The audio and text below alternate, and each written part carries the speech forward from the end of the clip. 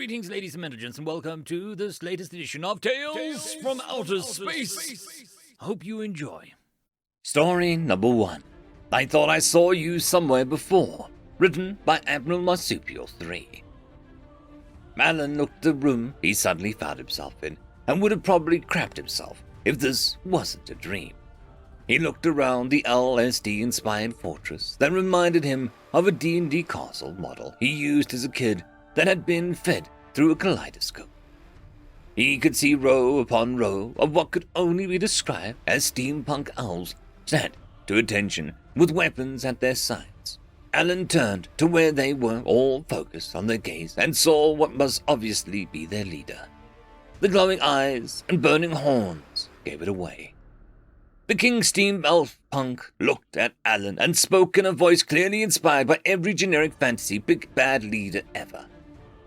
I have summoned you to my fortress to meet your doom. Once I have broken your body, I will use the Holy Spirit prison to rip out your soul, and I can torment it for the rest of time. The KSEP, as Alan had come to shorten it to, drew a weird glowy sword that looked like it was made with glass and swung it at his head.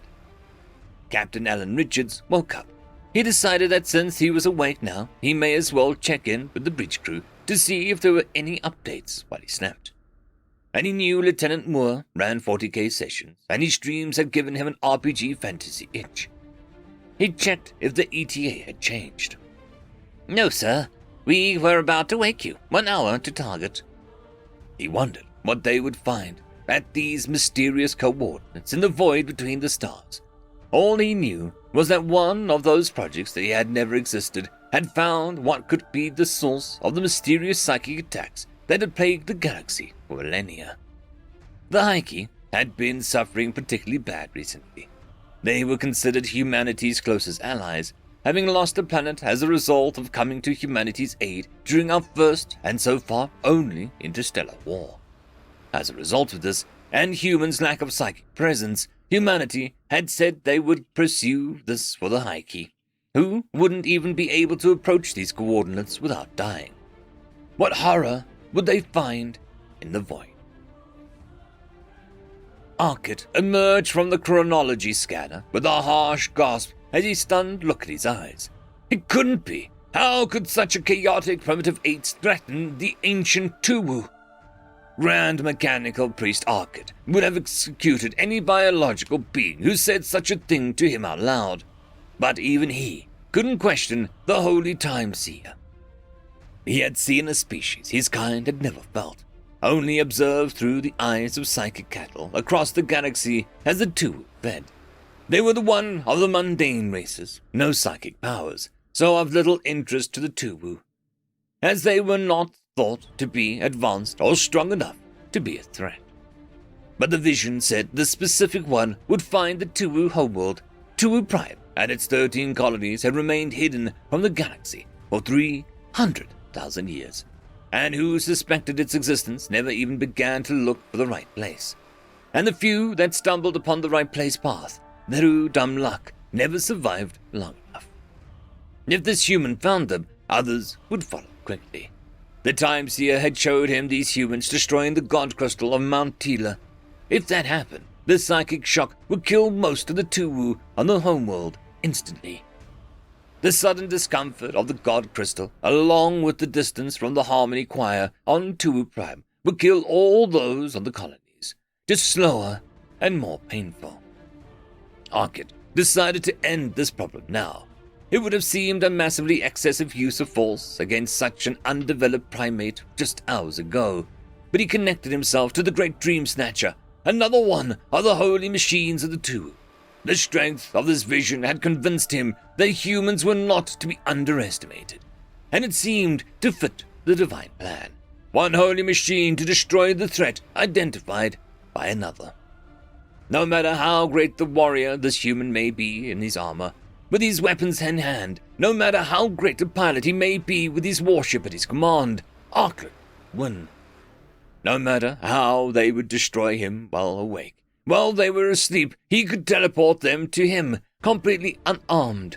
He could then easily defeat them while he had all the advantages of his weapons, his armor, his troops. The Dream Snatcher hummed as it synchronized with Arkit's mind, using the vision's figure burned in his mind to reach out to the attached soul, and allowed Arkit to drag even this mundane through the psychic plane to him.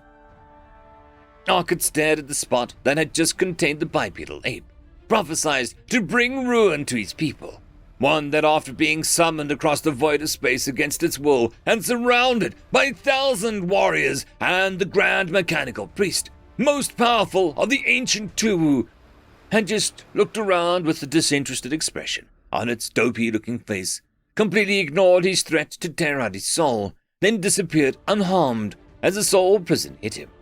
The divine blade not tasting life essence upon being swung for the first time since its creation eons ago. Arkit was so stunned by this turn of events, he never noticed the proximity warning. Not quick enough, anyway. End of story. Story number 2. The 7 Deadly Strengths, written by Hilaria. In several human religions, there is a notion that there are 7 deadly sins, which are vices that are considered immoral. However, I would argue that these emotions are not man's greatest sins, but strengths. Pride. In those religions, pride is the idea that one is worth more than they really are. But that idea is not without merit. It is with good reason that human engineers are amongst the most sought after in the galaxy. It is with good reason that humans have a near-perfect military record. It is with good reason humans can take pride in their work, not from an inflated ego, but from prior proven results. Greed. Greed is the human desire for more, even if it would endanger or take away from someone else. Now, if a species is confined to one planet with very limited resources, this is terrible. However, now that humanity has reached the stars, there are now enough planets for every single human, Zlop, Tiru, and every other sentient being to each have their own planet, which creates near-limitless resources. Instead of hindering them, humanity's greed has led them to control vast swaths of resource-rich territory, turning them into an economic powerhouse. Lust. Lust is most commonly used to describe the desire for a sexual relationship with another human. It is, in short, what allows human colonies to grow exponentially large in a very short amount of time, going from a population of a few dozens to several billion in record times. It is also a key part of compassion, which we discussed in another interview. Envy. Envy is, in my opinion, the most important of the sins or strengths. It is the sentiment that is felt when human desires something that someone or something else has. Before humanity reached the stars, this was often confined to objects. Then humanity met the flying Zlop. And then humanity met the unaging Yeth. Then humanity met the Wazd. Gluttony. You may think that the desire to eat more couldn't possibly be a strength, and then you realize that there have been multiple cases of humans growing so large that their fat alone was enough to stop a bullet. Wrath. I don't see any Taruk around here. Do you? Sloth. In the Third Great Galactic War, Admiral Trent of the human navy was so lazy that he routinely avoided traps by them drifting out of position before he arrived. Or, if the traps were manned, his enemies getting convinced that he must have gone around them. On a side note, have you seen an actual sloth? Those things should not exist.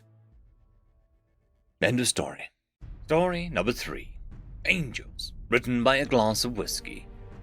There had been foretelling, ancient tales of mystical beings, in appearance beyond comprehension to mortal minds, sometimes bringers of terrible wrath, sometimes a hand of help in desperate times.